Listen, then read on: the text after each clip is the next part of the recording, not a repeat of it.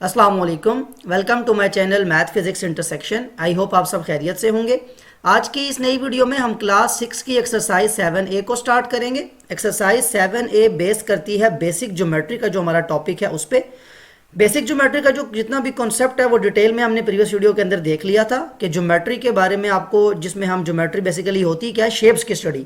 अब शेप्स की स्टडी करने के लिए जितने भी आपको बेसिक्स हैं वो सारे हम वहाँ डिस्कस कर चुके हैं कि पॉइंट क्या होता है, पॉइंट के बाद हम लाइंस पे मूव किए, लाइंस के बाद हमने देखा कि हमारे पास अगर प्लेन या कर्व सरफेस हो उसका क्या कॉन्सेप्ट है, और सबसे इंपॉर्टेंट अगर हमारे पास जब हमारी शेप्स बनती है तो जो एंगल्स इन्वॉल्व होते हैं उन एंगल्स के डिफरेंट टाइप्स, उन एंगल्स को मेजर करना, उसे किस यूनिट में मेजर किया जाता है, और उसको मेजर करने के लिए हम जो प्रोटेक्टर का यूज़ करते हैं वो भी हम काफ़ी डिटेल के अंदर वहाँ कॉन्सेप्ट की वीडियो में देख चुके हैं। तो क्वेश्चन हम सॉल्व करेंगे। क्वेश्चन सॉल्व करना तभी आपके लिए पॉसिबल होगा जब आपको वो कॉन्सेप्ट या वो वीडियो आपने देखी हो। तो आई विल सजेस्ट अगर आपने वीडियो नहीं देखी तो पहले वो देख लें ताकि आपके लिए आगे मूव करना बहुत ज़्यादा ईजी हो जाए। क्वेश्चन नंबर एक्सरसाइज का क्वेश्चन नंबर 1 देखें। Using a protractor measure and write down the value of each of the following unknowns. 4 parts थे इसके, 1 बाय 1 मैं यहाँ आपके सामने ये पिक्चर ड्रॉ कर दूंगा। और वही मैंने पिक्चर इसीलिए ली है कि आपके पास एंगल ड्रॉ करते जो कोई भी किसी किस्म की कोई मिस्टेक हो सकती है वो ना हो, और आप उस जो एंगल है एग्जैक्ट एक्यूरेटली उसको मेजर करें और आपको मेजर करना आ सके। क्वेश्चन नंबर जो 1 का ए पार्ट है इसमें आपके पास 3 अननोन्स हैं, ए बी सी, तीनों की हमें वैल्यू फाइंड करनी है। वैल्यू हम कैसे फाइंड करेंगे? फर्स्ट ऑफ ऑल मैं आपको यहाँ पे ड्रॉ करता हूँ प्रोटेक्टर, जिसके बारे में ये बता चुका हूँ मैं आपको कॉन्सेप्ट की वीडियो के अंदर। एंगल को मेजर करते हुए लेट्स सपोज मैंने अगर एंगल ए को मेजर करना है तो ये जो ए का पॉइंट होता है इसको हम बोलते हैं वर्टेक्स। वर्टेक्स इस पॉइंट को बोलेंगे, ये जो आपका पॉइंट जहां पे आपकी 2 लाइंस मीट करती हैं। तो मैंने वहां भी आपको सिखाया था कि जब आप एंगल को मेजर करेंगे तो आपने अपने डी को इस तरह से प्लेस करना है, इसको रोटेट कर लें। और अगर इसका आपको साइज़ लगता है कि ये काफ़ी ज़्यादा है, इसको साइज़ भी आप कम कर सकते हैं, लेकिन फिर आपको शायद वो एंगल देखने में डिफिकल्टी होगी। आपने सबसे इंपॉर्टेंट पॉइंट ये होता है कि आपकी, अगर मैं इसको एंगल का नाम देता हूँ तो एंगल के अंदर जो पॉइंट है कि ये अगर आपका वर्टेक्स है सो ये और ये जो आपकी होती हैं इसको हम साइड बोलते हैं। ये एंगल की फर्स्ट साइड होगी, एंगल ए की बात कर रहा हूँ, और ये एंगल की सेकेंड साइड होगी। अब जब आप प्रोटेक्टर का यूज करते हैं तो आपको इस वर्टेक्स को इस डी के मिड पॉइंट पे लाना होता है, ये जो मिड पॉइंट है इसका, और फिर इस मिड पॉइंट के साथ ये जो आपकी बेस लाइन है, मतलब इसको मैं रोटेट करूंगा तो इस तरह से रोटेट करना है कि ये जो मेरा वर्टेक्स है ये इस पे आए, और मेरा ये जो पॉइंट है, ये जो वर्टेक्स पे ये मिड पॉइंट है, देखें लाइन का मिड पॉइंट वर्टेक्स पे आ गया, और जो मेरी बेस लाइन है डी की वो कहाँ आ रही है? उस साइड के ऊपर, किसी भी साइड पे लाई जा सकती है, इस साइड पे या जो दूसरी साइड थी वहां भी। अब यहाँ पे लाने के बाद आप इस लाइन को चेक करेंगे, यहाँ पे थोड़ी सी डल हो रही है आपके लिए, लेकिन ये वो आपकी लाइन है। अब इस लाइन को अगर गौर से देखें तो ये आपकी जो एग्जिस्ट करती है ये ऑलमोस्ट 79 80 से बिल्कुल 1 लेस है। तो दैट मीन मैं यहाँ सोल्यूशन में आके लिख दूंगा, या जहाँ पे एंगल मेरा बना हुआ है वहीं पे बाद में लिखा जा सकता है कि ए डिग्री जो आपका फर्स्ट एंगल था, जब हमने प्रोटेक्टर रख के उसको मेजर किया तो हमारा आंसर आया 79 degree, and that was a part. अब इसी को मैं यहाँ से दोबारा रोटेट कर लेते हैं और अपने डी को साइड पे कर लेते हैं। आपके पास पहला एंगल जो है वो आपका आ चुका है। अब नेक्स्ट एंगल क्या है आपका? B degree. अब बी के लिए अगेन आपका वर्टेक्स कौन सा है जहाँ पे आपका एंगल मीट कर रहा है, यानी ये जो 2 लाइंस जहाँ मीट करती हैं ये आपका वर्टेक्स है, और ये आपकी दोनों साइड हैं, ये साइड और ये दूसरी साइड। अब जिस भी साइड पे आप रखना चाहें आप डी को रख सकते हैं। अब अपने डी को यहाँ प्लेस कर लें, इसको रोटेट भी करके आप 2 बातें हो सकती हैं। एक तो ये कि अगर आप इस वर्टेक्स के ऊपर ये वाला अपना पॉइंट मैच करते हैं, मतलब उस, तो फिर आपको इसको इस तरह से अरेंज करना पड़ेगा कि आपकी ये जो लाइन है ये इस तरह से अरेंज हो कि आपकी उस बिल्कुल बेस लाइन के ऊपर आ जाए, और यहाँ से आप इसको जब प्रॉपरली प्लेस कर पाएंगे फिर आपके पास एंगल आ जाएगा। ऑब्वियसली ये तो थोड़ी पिक्चर है, जो आप अपनी बुक के ऊपर करेंगे वो आपका बिल्कुल एक्यूरेट आना चाहिए, क्योंकि जब आपकी बेस लाइन है वो मैच करना बहुत ज़्यादा ज़रूरी है। अब जब वहाँ फोकस करें ज़रा कि अब आपके पास जो ये पॉइंट बनता है आपका, ये आपका वर्टेक्स जो है ये मिड पॉइंट पर आ चुका, और आपकी ये जो लाइन है ये बेस लाइन के साथ मैच कर चुकी। अब जो यहाँ से ये जो सेकेंड, ये जो ब्लू लाइन है आपकी, ये जिस जगह पर एग्जिस्ट करेगी ये आपको बताएगी कि आपका नेक्स्ट एंगल क्या है जिसको आपको फाइंड करना था। अब 2 यहाँ पे सर्कल ड्रॉ हुए हैं, अगर आप इस साइड से रखेंगे तो आपको ये इनर सर्कल को यूज़ करना है 0 10 20 30, बिकॉज आप यहाँ से मेजर करना शुरू कर रहे हैं तो ये 100 क्रॉस करने के बाद 105 के नियर टू कहीं पे यहाँ पे एंगल बन रहा है। और यही अगर आप इसको चेंज करके दूसरी साइड पे ले जाएं, मैं इसको ज़रा चेंज करता हूँ बस सिर्फ समझाने के तौर पर, आपको मतलब है समझाने का कि प्रोटेक्टर का यूज़ कैसे करना है आपने। अब लेट सपोज मैं इस साइड के साथ मेजर करूँ तो ये आपको जो बताना मकसद वो सिर्फ ये है कि आपके कभी भी एंगल के ऊपर किसी किस्म का डिफरेंस नहीं आता। इसको बेस लाइन के साथ मैच कर लें, ये आपका पॉइंट है, इसको बेस लाइन के ऊपर लेके आएँ, और अब इस एंगल को देखें कि आपका वो एंगल कहाँ मीट करता है। वर्टेक्स पे रखें, वर्टेक्स पे रखने के बाद आपकी जो बेस लाइन है वो अगर मैच करे सो आपका एंगल ऑलमोस्ट, हाँ ये आपका वर्टेक्स और ये आपकी बेस लाइन जब दोनों मैच कर चुकी हैं, अब अपने पॉइंट को देख लें। पॉइंट अगेन आपका, अब यहाँ से आपने इनर सर्कल नहीं आउटर सर्कल देखना है, बिकॉज आप इधर से उधर जा रहे हैं मेजर करते हुए। अब ऑपोजिट तो नहीं करते ना 180 170, तो कहाँ से स्टार्ट करेंगे, 0 से। 0 10 20 30, अगेन देखें एंगल कहाँ पे लाई करता है, ऑलमोस्ट 105 106 पे। ये पिक्चर है, मैं अगेन कह रहा हूँ आपको, यहाँ पर थोड़ा ब्लर नजर आएगा। यहाँ पे सिर्फ समझाना मकसद था कि डी को रखना कैसे है, उसको मेजर कैसे करना है। सो यहाँ से जो आपका एंगल बी है वो इक्वल आ जाता है ऑलमोस्ट 105 106 के मिड में। पिक्चर की वजह से मैं उसको 106 डिग्री उसको लिख रहा हूँ, ये आपके पास बी की वैल्यू है। अब थर्ड आपके पास एंगल कौन सा है, सी। अब सी के लिए आपका ये वाला पॉइंट वर्टेक्स होगा, ये भी साइड है और ये भी, जिस भी साइड पे आप रखेंगे दूसरी साइड ऑटोमेटिकली आपको एंगल आपको नजर आ जाएगा कि आपका एंगल कितना मेजर किया जा रहा है। इसको अगेन रोटेट कर लें जिस भी साइड पे आप इसको रखना चाहें। अब मैं इसको इस साइड पे रख रहा हूँ और रोटेशन कर लें, आप अपने वर्टेक्स पे इसको लेके आएँ जो आपका है, और उसके बाद इसको मेजर करके हम चेक करेंगे। ये आपकी बेस लाइन और ये वर्टेक्स, थोड़ी सी रोटेशन जो है वो और करनी है ताकि आपकी बेस लाइन और साइड जो है वो एग्जैक्ट एक्यूरेटली मैच कर जाए।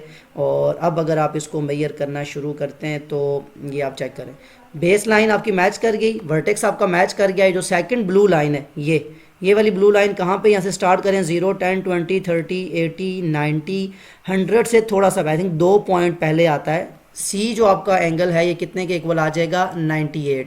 सो ये आपका प्रोटेक्टर को यूज़ करने का तरीका है कि कैसे आपने प्रोटेक्टर की हेल्प से आपने क्वेश्चन सॉल्व करने, यानी ए बी और सी तीन एंगल्स थे, प्लेस करना जो स्टेप्स हैं वो आपको याद रखने। बार बार रिपीट करने का मतलब यह है कि आपको उसके अंदर किसी किस्म की कोई डिफिकल्टी फेस ना हो। अब मूव करते हैं इसके पार्ट बी की तरफ, और ये क्वेश्चन नंबर 1 का बी पार्ट देखें। अगेन आपसे क्या डी और ई नाम के दो एंगल्स पूछे गए। अगेन पिक्चर है, आपको क्या करना है, फर्स्ट ऑफ ऑल आप प्रोटेक्टर को लें और आप इन दोनों एंगल्स को मेजर करेंगे। प्रोटेक्टर का अपना साइज जो है वो थोड़ा छोटा करें ताकि आपको एंगल की समझ भी आ सके। पहले हम मेजर करते हैं जो डी एंगल है। डी के लिए वर्टेक्स क्या होता है बता चुका हूँ पहले भी ये पार्ट में काफ़ी डिटेल में, कि आपकी जो दो लाइंस जहाँ मीट करती हैं उसे हम कहते हैं वर्टेक्स।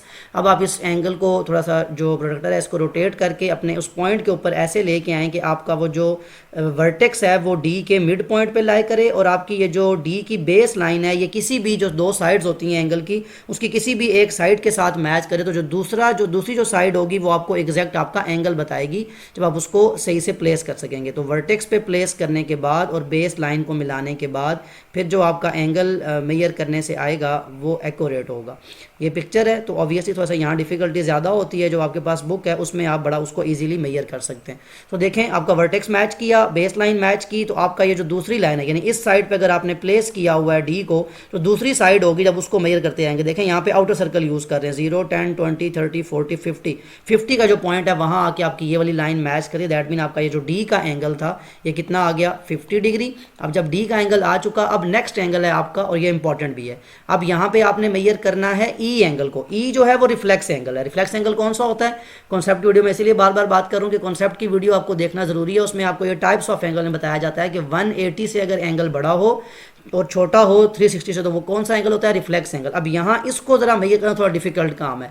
अब वैसे तो ये है कि कुछ स्टूडेंट ऐसे हैं जिनके पास ऐसा डी एग्जिस्ट करेगा जो कंप्लीट सर्कुलर डी होता है, जिसमें 360 पूरा एंगल होता है। यहाँ भी मेरे पास ये एग्जिस्ट करता है। अगर मैं इसको क्लिक करता हूँ तो ये पूरा एंगल आ जाएगा। अब इसको मेजर करना बहुत ज़्यादा ईजी है। आप यहाँ पे वर्टेक्स पे पॉइंट रखें, इसको जब चेक करना शुरू करेंगे तो आपका ये चेक करें, यहाँ से अगर मैं इसका स्टार्टिंग पॉइंट लेता हूँ, ये 0 है, 0 से मेजर करना शुरू करें। और ये ब्लू लाइन कहाँ एग्जिस्ट करती है, 225 से कहीं आगे 228 227 पे। ये जरा चेक करें ब्लू लाइन यहाँ पे रखे कहाँ मीट कर रही है। लेकिन आपके लिए डिफिकल्ट होगा क्योंकि आपके पास ऐसा डी नहीं है। तो मैं तरीका बता दूँ कैसे आपने इसको मेजर करना है। आपका तरीका ये है कि आप वर्टेक्स पे इस पॉइंट को रखें जो आपका पहला पॉइंट है, और यहाँ पे आपकी बेस लाइन मैच करनी चाहिए। अब ज़रा गौर से देखिएगा कि ये जो आपका पॉइंट है, ये जो पूरा डी है, ये कितने के इक्वल होता है, 180 डिग्री। यानी यहाँ तक अगर मैं एंगल को मेजर करूँ, ये जो पॉइंट है इस पॉइंट तक मेरा एंगल आ रहा है 180 डिग्री। अभी मुझे ये अगला एंगल नहीं पता, लेकिन ये अगर मैं पूरा एंगल यहाँ से स्टार्ट करूँ, ये जो लाइन थी, अब फोकस करेगा मैं क्या बात कहना चाह रहा हूँ, कि ये जो आपका पॉइंट था, जिस पॉइंट को मैंने वर्टेक्स बना के इस पॉइंट तक जब मेजर किया, मैं दोबारा डी रख के दिखाता हूँ आपको,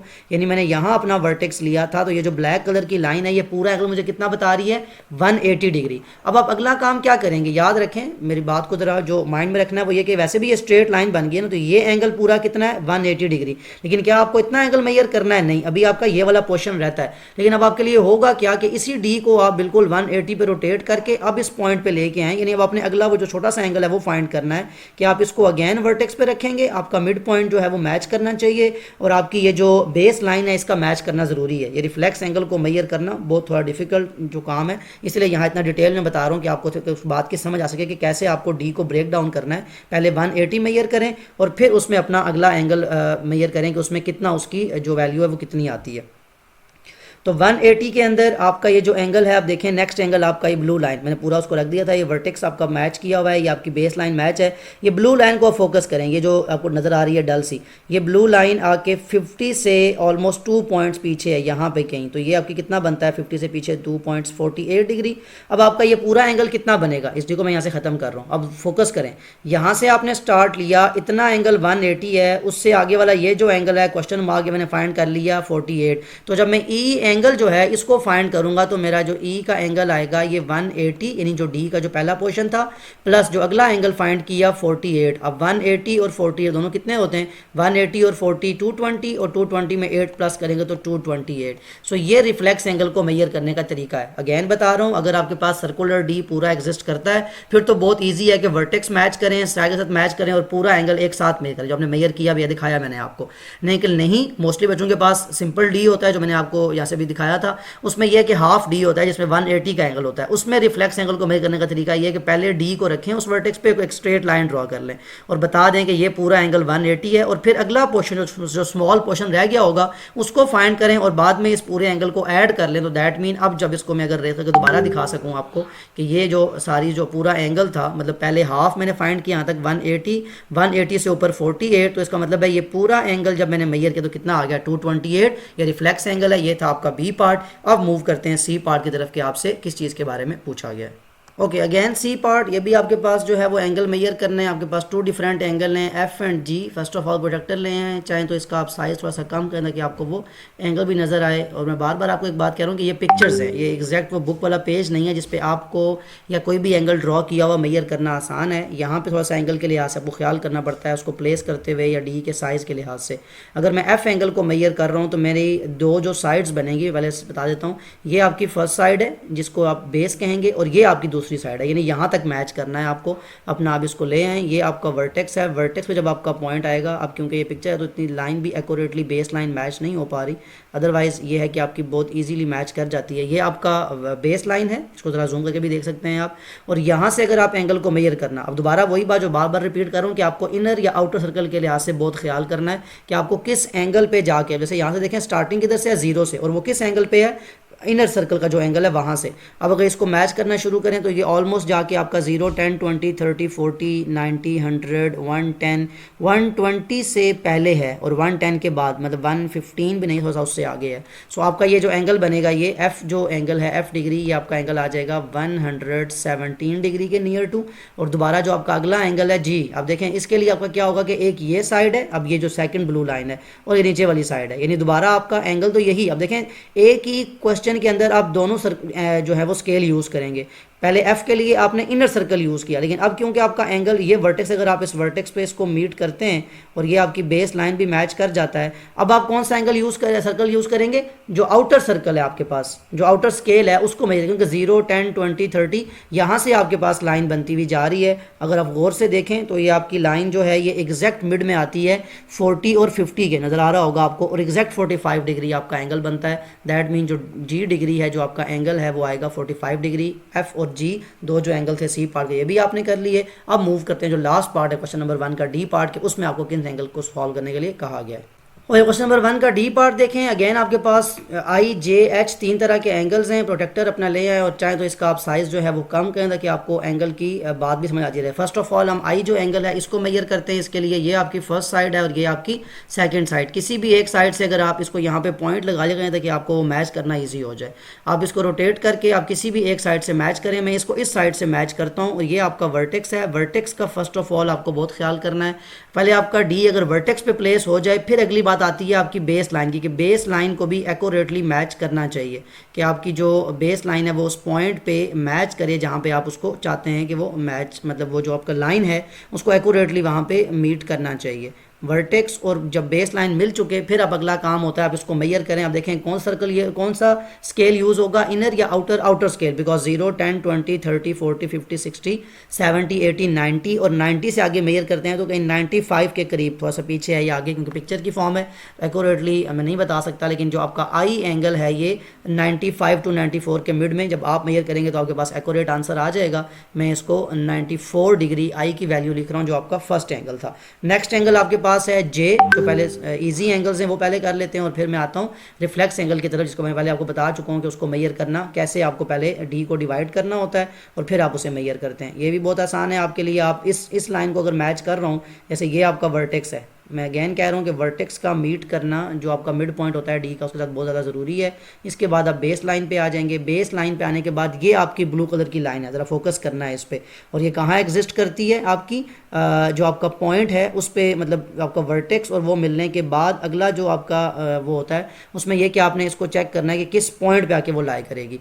ज़रा गौर से देखें। अब आपका कौन सा स्केल यूज़ होगा? आउटर स्केल, बिकॉज 0, 10, 20, 30, 40, 50 और 50 और 60 के कहीं मिड में, 60 पे नहीं है एक्यूरेटली, 55 से ऊपर है, 55 से ऊपर और 60 से नीचे 56, 57 पे कहीं लाई करेगी। लेकिन जब आप मेजर करेंगे तो आपके पास, क्योंकि तो पिक्चर है आपके पास, जब बुक होगी तो आप उसे एक्यूरेटली मेजर कर सकेंगे। मैं इसको यहाँ पे 56 डिग्री अप्रॉक्सीमेटली, एक नीचे ऊपर हो सकता है, उसमें आप वैल्यू को खुद चेक कर सकते हैं। और लास्ट जो आपका पार्ट रह गया है जिसे आप जो आपका रिफ्लेक्स एंगल है, जो एच जिसका नाम है, इसको मेजर करना है। अब यहाँ पे आपको, जैसे मैं पहले बताया, आपको इंपॉर्टेंट पॉइंट ये है कि आपके पास, आप क्योंकि डी आपके पास तो शायद पूरा नहीं होगा, यहाँ मेरे पास पूरा कंप्लीट सर्कुलर डी है जिसमें 360 एंगल होता है, तो वो तो बहुत इजी है।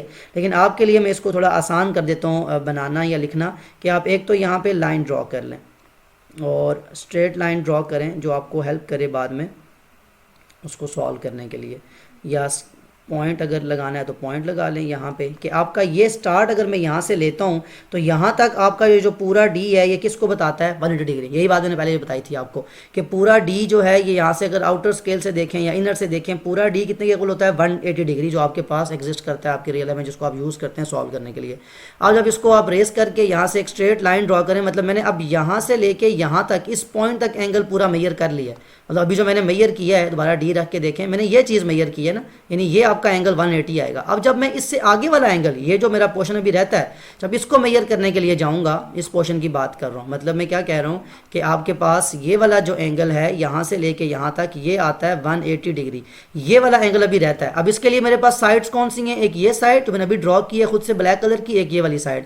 अब मुझे क्या करना है? इस साइड पे आके, यानी यहाँ वर्टेक्स को मिलाना है और इन दो साइड्स की बात करनी है, इसको बिल्कुल ऑपोजिट ले जाएं 180 डिग्री पे, यानी 180 आप इसको मेजर कर चुके हैं। अब आपने इस वर्टेक्स को यहाँ पे रखा, आपकी ये बेस लाइन इस ब्लैक लाइन के ऊपर बिल्कुल मीट करनी चाहिए। अब आपकी ये जो ब्लू लाइन है, ये आप एंगल फाइंड करेंगे, उसको जब 180 में ऐड करेंगे तो आपके पास आंसर आ जाएगा। अब 180 में कितना एंगल बनता है? ज़रा अगला देख लें। आपका एंगल यहाँ से 0 से शुरू कर रहे हैं आप, तो आपके पास ये एंगल बनता है 60 से थोड़ा सा ऊपर है, 0, 10, 20, 30, 40, 50, 60 और 65 से पीछे ऑलमोस्ट 63, 64 पे कहीं आएगा। तो अब आपका एच जो एंगल है, देखिए मैं आप बता देता हूँ, क्या पहले आपने मेजर किया 180 डिग्री, यानी जो पूरा डी था, प्लस अब जो उससे आगे वाला एंगल है वो है 63 लेट सपोज। अब इन दोनों को जब मैं ऐड करूँगा तो मेरे पास एच का कंप्लीट आएगा, 180 प्लस 60 कितना होता है? 240, उसमें 3 ऐड करेंगे तो आ जाएगा 243 डिग्री। अब आपके पास तीनों एंगल कंप्लीट हो चुके हैं। तो ये रिफ्लेक्स एंगल को मेजर करने का तरीका जो है ये बहुत ज़्यादा इंपॉर्टेंट है। सो यहाँ डी पार्ट के अंदर आपने ये रिफ्लेक्स एंगल फाइंड किया है 243, वही जो एंगल की मैंने टाइप्स बताई थी आपको कि जब एंगल आपका 180 से बड़ा हो और छोटा हो 360 तो उसको कौन सा एंगल कहते हैं? Reflex angle. सो डी जो आपका पार्ट है और जो बी पार्ट है, इन दोनों में आपके रिफ्लेक्स एंगल थे, जो थोड़ा मेजर करना थोड़ा डिफिकल्ट है बनस्बत बाकी जो आपके क्वेश्चन हैं उनके, क्योंकि यहाँ पे आपको डी को एक दफ़ा पूरा लिख के लाइन ड्रॉ करके फिर मेजर करना होता है। सो आई होप क्वेश्चन नंबर 1 जो जितने भी 4 पार्ट्स जितने आपने एंगल मेजर किया आपको उस बात की समझ आ चुकी होगी। अब मूव करते हैं क्वेश्चन नंबर 2 की तरफ कि आपको उसमें क्या चीज़ पूछी गई है। क्वेश्चन नंबर 2 देखें, classify each of the following as an acute, obtuse और रिफ्लेक्स एंगल। अगेन आपके लिए क्वेश्चन सॉल्व करना बहुत ज़्यादा इजी है अगर आपने कॉन्सेप्ट वाली वीडियो देखी हुई है। और इंटरेस्टिंगली क्वेश्चन भी ये है आपके पास कि जस्ट क्लासीफाई करना है, हमने कोई एंगल मेजर करने की ज़रूरत नहीं है, हमें सिर्फ बताना है कि जो आपके पास 6 पार्ट्स हैं ए बी सी में उसने फिगर ड्रॉ किया और मैंने वही फिगर इसीलिए पेश किया कि आपको बुक का वही क्वेश्चन नज़र आए, आपको वही चीज़ फील हो जो आपने बुक में देखी है। और यहाँ पे आपके पास जो आगे डी ई एफ है वहाँ पे उसने एंगल लिख के दे दिया आपको कि आप बताएं ये एंगल एक्यूट हैं, ऑब्ट्यूज हैं या रिफ्लेक्स हैं। डेफिनेशन आपको याद होगी। आप पहले एंगल को देखें, ये एंगल अगर यहाँ से मैं एक डॉटेड लाइन ड्रॉ करता हूँ तो 90 से अबव है, और 90 से अबव जो एंगल होता है और जो लेस देन 180 होता है वो कौन सा एंगल होता है आपके पास? Obtuse angle. So A part का आंसर होगा ऑब्ट्यूज।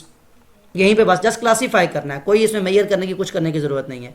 बी पार्ट पे आए, अब बी पार्ट पे ये आउटर एंगल की बात कर रहा है। अभी आपने क्वेश्चन नंबर 1 के अंदर ऐसे एंगल मेजर किए जो ऐसे बड़े एंगल्स होते हैं जो 180 से ज्यादा होते हैं। जैसे लेट सपोज मैं यहाँ डॉटेड लाइन ड्रॉ करता हूँ तो ये पूरा एंगल कितना हो जाएगा? 180। ये 180 से आउटर साइड भी है यानी रिफ्लेक्स एंगल बनेगा। ये बड़ा एंगल है, 180 से ज्यादा है और पूरा एंगल यानी कंप्लीट भी नहीं है लेकिन 180 से ज्यादा भी है। तो ऐसा एंगल जो 180 से ज्यादा हो और लेस देन 360 हो उसे हम कहते हैं रिफ्लेक्स एंगल। और सी पार्ट, अब ये देखें ये इनर साइड पे यानी यहाँ पे अगर मैं डॉटेड लाइन ड्रॉ करूँ जो एक इमेजिनरी लाइन है, ये 90 की लाइन ड्रॉ की, 90 से लेस है, जो एंगल 0 और 90 के मिड में लाई करता है उसे हम कहते हैं एक्यूट एंगल। तो कितना आसान हो गया, अगर आपको कॉन्सेप्ट पता हो जस्ट आपको नाम लिखना है। अब डी पार्ट पे है 181 किधर कहाँ लाए करेगा? 180 और 360 के दरमियान में। अतः कि सिर्फ 1 डिग्री बड़ा है लेकिन ऑब्वियसली 180 से तो ज़्यादा है, तो 180 और 360 के जो दरमियान में एंगल लाए करते हैं उनको हम कहते हैं रिफ्लेक्स एंगल। ये आपका भी जो डी पार्ट है रिफ्लेक्स है। 89 जैसे एक्यूट एंगल जो होता है 90 से लेस होता है, यहाँ भी जस्ट 1 डिग्री का डिफरेंस है लेकिन लेस तो है। तो 90 से लेस जो एंगल होते हैं उन्हें हम कहते हैं एक्यूट एंगल, यानी ई पार्ट जो है वो आपका एक्यूट है। और एफ पार्ट 124, अब 124 कहाँ लाए करता है? 90 और 180 के दरमियान में, यानी 180 से छोटा है और 90 से बड़ा है, तो दैट मीन ये कौन सा एंगल होगा? Obtuse angle. अगेन वही बात, अगर आपको कॉन्सेप्ट पता हो तो ये क्वेश्चन तो बहुत ज़्यादा ईजी हो जाते हैं आपके लिए सॉल्व करना। अब मूव करते हैं नेक्स्ट क्वेश्चन की तरफ, देखते हैं उसमें आपसे क्या चीज़ पूछी गई है।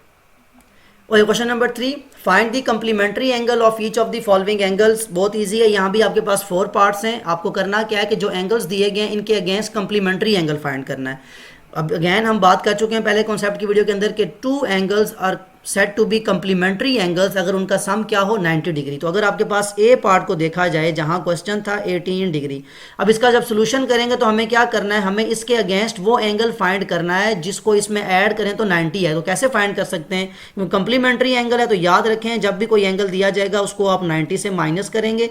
90 माइनस 18 कितना आता है? 90 में से 10 गए तो 80, 80 में से आपके 8 जाए तो पीछे आता है 72। दैट मीन 72 डिग्री आपका आंसर आ जाएगा ए पार्ट का, यानी 18 और 72 आपका क्या होंगे? Complementary angle. बहुत सिंपल है। अब बी पार्ट पे आ जाएं, आपके पास है एंगल 46 डिग्री। इसके लिए भी आपको सोल्यूशन में यही करना है कि क्योंकि कंप्लीमेंट्री एंगल की बात हो रही है इसको 90 डिग्री से माइनस कर लें 46 डिग्री को।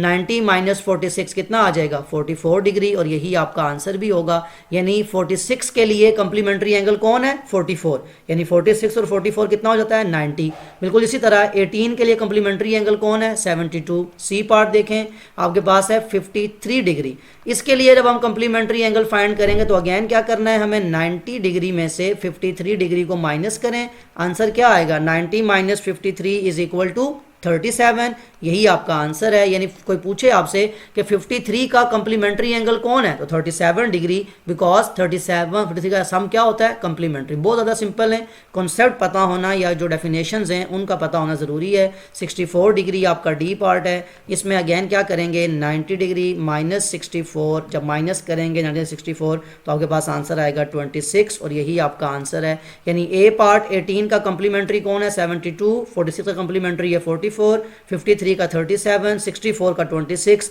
ये था क्वेश्चन नंबर 3। अगेन वही बात, कॉन्सेप्ट का पता होना जरूरी है, आगे आपके लिए चीजें बहुत ज्यादा सिंपल होती जाती हैं। मूव करते हैं क्वेश्चन नंबर 4 की तरफ। Question number 4, find the supplementary angle of each of the following angle. बिल्कुल जैसे कंप्लीमेंट्री एंगल आपने अभी फाइंड किए, बिल्कुल वैसे ही सप्लीमेंट्री एंगल। लेकिन डिफरेंस क्या है कि 2 angles are called supplementary angle अगर उन दोनों का सम क्या हो 180 डिग्री। तो जब ए पार्ट के सोल्यूशन में आएंगे, यानी 36 जो था, इसका जब कंप्लीमेंट्री एंगल हमें फाइंड करना होगा तो क्या करना होगा? 180 में से 36 को माइनस करना होगा। 180 माइनस 36 डिग्री कितना आता है? 180 में से 30 जाएं तो आपके पास आ जाएगा 150, और उसमें से जाएं 6 तो 144, दैट मीन 144 डिग्री आपके पास जो है वो आपके ए पार्ट का आंसर है। कि कोई पूछे 36 का सप्लीमेंट्री एंगल कौन है, तो 144 वो एंगल है जिसको आप ऐड करेंगे तो आपके पास 180 आंसर आ जाएगा। अगेन मूव करें बी पार्ट की तरफ, मैं यहीं पे लाइन लगा लेता हूँ।